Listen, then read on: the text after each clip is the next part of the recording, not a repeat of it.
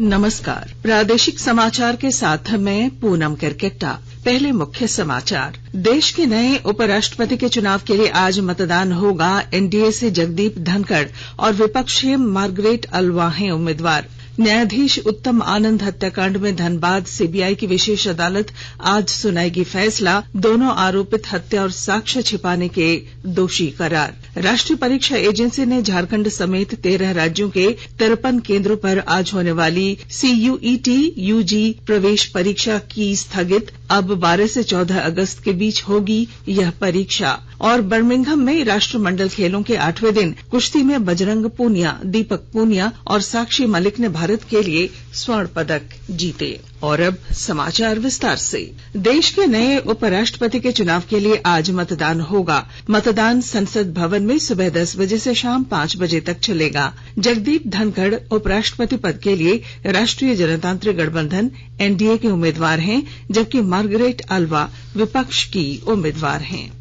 न्यायाधीश उत्तम आनंद हत्याकांड में धनबाद सीबीआई की विशेष अदालत आज फैसला सुनाएगी। गुरुवार 28 जुलाई को न्यायाधीश उत्तम आनंद की पहली पुण्यतिथि के दिन सीबीआई के विशेष न्यायाधीश रजनीकांत पाठक की अदालत ने दोनों आरोपित राहुल वर्मा और लखन वर्मा को हत्या और साक्ष्य छिपाने का दोषी करार दिया था। 6 अगस्त को सजा सुनाने की तारीख निर्धारित की गई थी। प्रधानमंत्री नरेंद्र मोदी कल नई दिल्ली में राष्ट्रपति भवन सांस्कृतिक केंद्र में नीति आयोग की शासी परिषद की बैठक की अध्यक्षता करेंगे। बैठक में केंद्र तथा राज्यों और केंद्र शासित प्रदेशों के बीच सहयोग समन्वय बढ़ाने पर विचार विमर्श होगा। फसल विविधीकरण तथा तिलहन, दलहन और अन्य कृषि उत्पादों में आत्मनिर्भरता प्राप्त करने, राष्ट्रीय शिक्षा नीति के कार्यान्वयन और शहरी प्रशासन का विषय भी बैठक के एजेंडे में शामिल है। शासी परिषद प्रत्येक विषय पर कार्य योजना और कार्रवाई योजना को अंतिम रूप देगी। बैठक की तैयारियों के सिलसिले में इस वर्ष जून में प्रधानमंत्री की अध्यक्षता में धर्मशाला में मुख्य सचिवों का राष्ट्रीय सम्मेलन हुआ था। हमारे संवाददाता ने बताया है कि कोविड महामारी के बाद देश के अमृत काल में प्रवेश करने और अगले वर्ष भारत के G20 समूह की अध्यक्षता ग्रहण करने और उसकी मेजबानी में G20 शिखर सम्मेलन को देखते हुए कल की बैठक बहुत महत्वपूर्ण मानी जा रही है। देश में अब तक 2 अरब 5 करोड़ से अधिक कोविड रोधी टीके लगाए जा चुके हैं। कल 27,42,000 से अधिक टीके लगाए गए। केंद्रीय स्वास्थ्य मंत्रालय ने बताया है कि 1 अरब 2 करोड़ से अधिक पहली डोज और 93 करोड़ 50 लाख से अधिक दूसरी डोज लगाई गई है। 10 करोड़ 32 लाख से अधिक एहतियाती टीके पात्र श्रेणी के लोगों को लगाए गए हैं। 12 से 14 वर्ष आयु वर्ग को 6 करोड़ 79 लाख से अधिक टीके लगाए जा चुके हैं। केंद्रीय संस्कृति और सूचना तथा प्रसारण मंत्रालय की ओर से 22 जुलाई से हर घर तिरंगा कार्यक्रम शुरू किया गया है। आजादी का अमृत महोत्सव के तहत देशवासियों में देशभक्ति की भावना जागृत करने और राष्ट्रीय ध्वज को सम्मान प्रदान करने के उद्देश्य से यह कार्यक्रम शुरू किया गया है। अब हर घर की छत पर शान से फहरेगा तिरंगा। गुनगुनाए जाएंगे नव विकास के गीत। आन बान शान का प्रतीक राष्ट्र ध्वज तिरंगा। आइए आजादी के अमृत महोत्सव के पावन अवसर पर इस स्वाधीनता दिवस हर घर फहराते हैं तिरंगा और लेते हैं भव्य और सशक्त भारत के निर्माण का संकल्प। आइए हर घर फहराएं तिरंगा। गोड्डा जिले में आजादी का अमृत महोत्सव के अंतर्गत हर घर तिरंगा कार्यक्रम के सफल संचालन को लेकर बैठकें की गई। जिले के ग्रामीण और शहरी क्षेत्रों में 13 से 15 अगस्त 2022 तक सभी के घरों में तिरंगा फहराने का कार्यक्रम है। इसके अलावा सभी विभागों के अधिकारी अपने अपने सरकारी कार्यालयों, भवनों पर तिरंगा झंडा लहराएंगे। दुमका जिले के कस्तूरबा गांधी आवासीय बालिका विद्यालयों में नए सत्र में नामांकन प्रक्रिया शीघ्र शुरू की जाएगी। इसे लेकर झारखंड शिक्षा परियोजना के अतिरिक्त जिला कार्यक्रम पदाधिकारी रविंद्र कुमार ने इन विद्यालयों के वार्डन, लेखापाल और शिक्षिकाओं के साथ बैठक की। श्री कुमार ने सभी वार्डन को सत्र 2022-23 के लिए नामांकन प्रक्रिया की प्राथमिक तैयारी पूरी करने का निर्देश दिया। झारखंड के विभिन्न जिलों के स्कूलों में रविवार की बजाय शुक्रवार को साप्ताहिक अवकाश होने का मामला कल संसद में गूंजा। लोकसभा में गोड्डा संसदीय क्षेत्र के सदस्य डॉ निशिकांत दुबे ने भारत सरकार से ऐसे स्कूलों की एनआईए से जांच कराने और उनमें फंडिंग रोकने की मांग की है जिनमें नाम के साथ जबरन उर्दू शब्द जोड़ दिया गया है और अब वहां रविवार की जगह शुक्रवार को छुट्टी दी जा रही है। साइबर अपराधियों के विरुद्ध चलाए जा रहे अभियान में जामताड़ा में साइबर पुलिस को बड़ी सफलता मिली है। पुलिस ने सीएसपी संचालक सहित 4 साइबर अपराधियों को गिरफ्तार किया है। साइबर डीएसपी ने बताया कि साइबर अपराधियों के पास से 2 लाख से अधिक नकद बरामद किए गए हैं। इनके पास से जब्त रजिस्टर में कई साइबर अपराधियों की डिटेल पुलिस के हाथ लगी है। देवघर जिले में प्रधानमंत्री आवास योजना शहरी में किफायती आवास योजना के लाभुकों को बैंक से लोन की सुविधा मुहैया कराने को लेकर कल भारतीय स्टेट बैंक के साथ निगम का करार हुआ। कार्यालय कक्ष में बैंक ने सहमति व्यक्त करते हुए निगम के साथ एमओयू किया। एमओयू के बाद रामपुर में पीएम आवास योजना के कुल 665 आवासों का निर्माण किया जाएगा। आकाशवाणी के ताजा तरीन समाचारों के लिए आप हमारी वेबसाइट newsonair.com पर लॉग ऑन कर सकते हैं। ताजा समाचार Twitter handle @AIR news alerts और Facebook page All India Radio news पर भी उपलब्ध हैं। आप प्रादेशिक समाचार एकांश के ट्विटर हैंडल @AIR न्यूज_रांची और फेसबुक इंस्टाग्राम पेज तथा YouTube channel AIR news Ranchi पर भी हमारे बुलेटिन सुन सकते हैं। प्रादेशिक समाचार आप आकाशवाणी रांची से सुन रहे हैं और अब पेश हैं कोरोना से बचाव के कुछ संदेश। कोविड-19 से बचाव और सुरक्षित रहने के 3 उपाय। मास्क लगाएं, 2 गज दूरी है जरूरी, सुरक्षित दूरी रखें, हाथ और मुंह साफ रखें।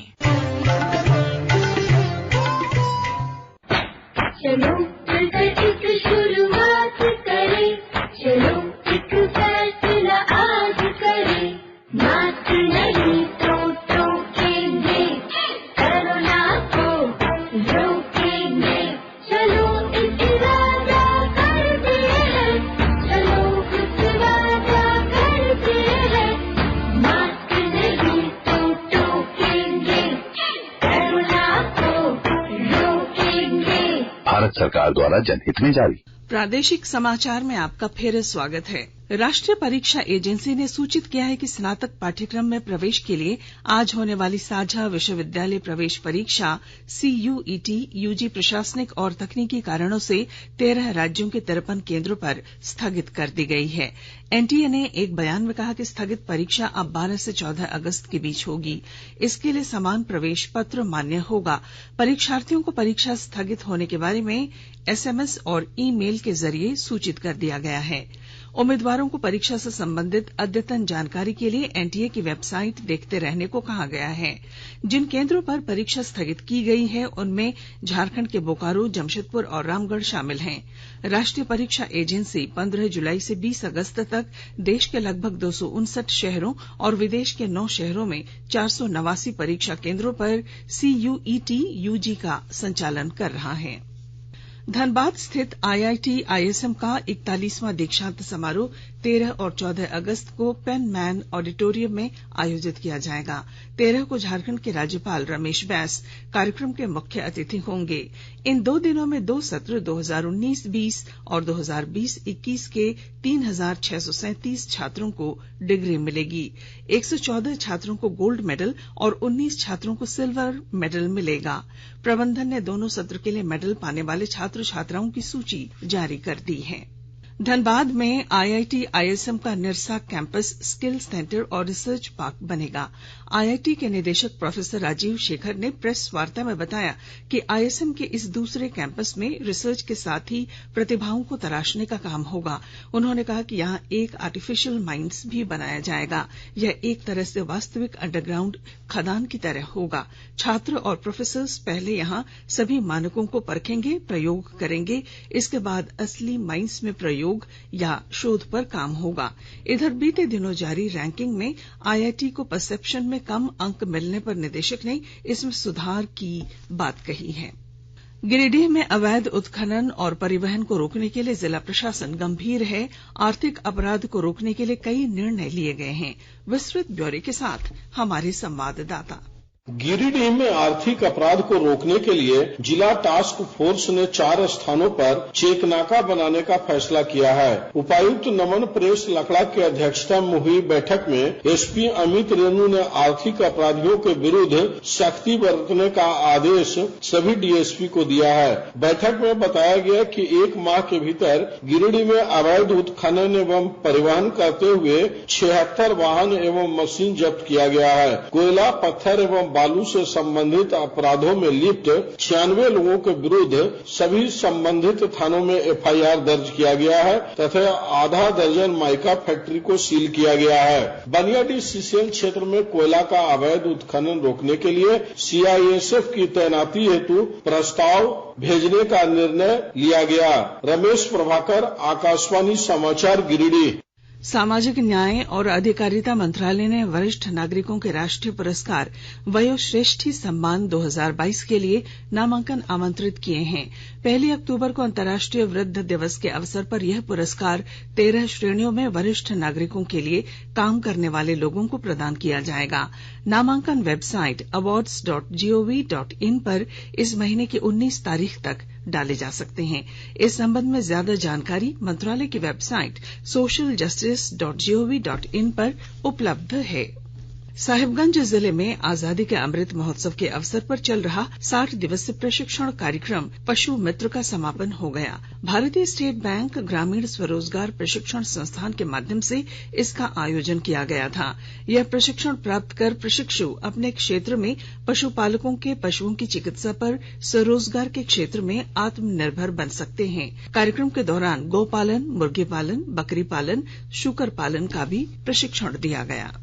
बर्मिंघम में राष्ट्रमंडल खेलों के 8वें दिन बजरंग पूनिया, दीपक पूनिया और साक्षी मलिक ने भारत के लिए स्वर्ण पदक जीते। पुरुषों के फ्री स्टाइल कुश्ती में बजरंग पूनिया ने 65 किलोग्राम वर्ग में कनाडा के लेचलन मैकलिन को 9-2 से हराकर स्वर्ण जीता, जबकि दीपक पूनिया ने 86 किलोग्राम वर्ग में पाकिस्तान के मोहम्मद इनाम को 3-0 से हराकर स्वर्ण जीता।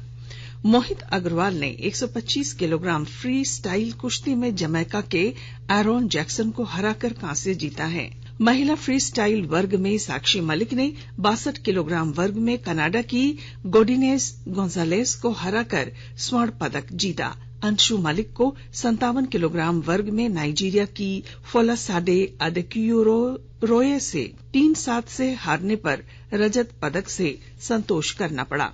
दिव्या काकरान ने 68 किलोग्राम वर्ग में टोंगा की टाइगर लिली कॉकर लेमोली को हराकर कांस्य पदक जीता। लॉन बॉल्स में भारत ने इंग्लैंड को 13-12 से हराकर पुरुषों के फोर्स फाइनल में प्रवेश कर लिया है। और अब अंत में अखबारों की सुर्खियां। राज्य से प्रकाशित सभी अखबारों ने आरबीआई द्वारा रेपो रेट में बढ़ोतरी किए जाने और राष्ट्रमंडल खेलों में भारत के 3 पहलवानों के गोल्ड मेडल जीतने की खबर को प्रमुखता से प्रकाशित किया है। प्रभात खबर ने लिखा है, कुश्ती में भारत की गोल्डन हैट्रिक, साक्षी, बजरंग और दीपक ने दिलाया सोना। दैनिक भास्कर ने लोकसभा में गोड्डा सांसद द्वारा किए गए झारखंड के 1800 स्कूलों में शुक्रवार को छुट्टी की एनआईए जांच की मांग की खबर को प्रमुखता से प्रकाशित किया है। दैनिक हिंदुस्तान की सुर्खी है, पिंटू से तीसरे दिन भी पूछताछ, बच्चू 6 दिन की रिमांड पर। दैनिक जागरण ने आरबीआई द्वारा बढ़ाए गए रेपो रेट की खबर को प्रमुखता से प्रकाशित किया। रांची एक्सप्रेस की सुर्खी है, महंगाई पर कांग्रेस का संसद से सड़क तक हल्ला बोल। वहीं अंग्रेजी दैनिक हिंदुस्तान टाइम्स और द टाइम्स ऑफ इंडिया ने महंगाई के खिलाफ कांग्रेस के विरोध प्रदर्शन की खबर का प्रमुखता से प्रकाशन किया है। और अंत में मुख्य समाचार। देश के नए उपराष्ट्रपति के चुनाव के लिए आज मतदान होगा। एनडीए से जगदीप धनखड़ और विपक्षी मार्गरेट अल्वा हैं उम्मीदवार। न्यायाधीश उत्तम आनंद हत्याकांड में धनबाद सीबीआई की विशेष अदालत आज सुनाएगी फैसला। दोनों आरोपित हत्या और साक्ष्य छिपाने के दोषी करार। राष्ट्रीय परीक्षा एजेंसी ने झारखंड समेत 13 राज्यों के 53 केंद्रों पर आज होने वाली सीयूईटी यूजी प्रवेश परीक्षा की स्थगित। अब 12 से 14 अगस्त के बीच होगी यह परीक्षा। और बर्मिंघम में राष्ट्रमंडल खेलों के 8वें दिन कुश्ती में बजरंग पूनिया, दीपक पूनिया और साक्षी मलिक ने भारत के लिए स्वर्ण पदक जीते। और इसके साथ ही आकाशवाणी रांची से प्रादेशिक समाचार का ये बुलेटिन समाप्त हुआ। नमस्कार।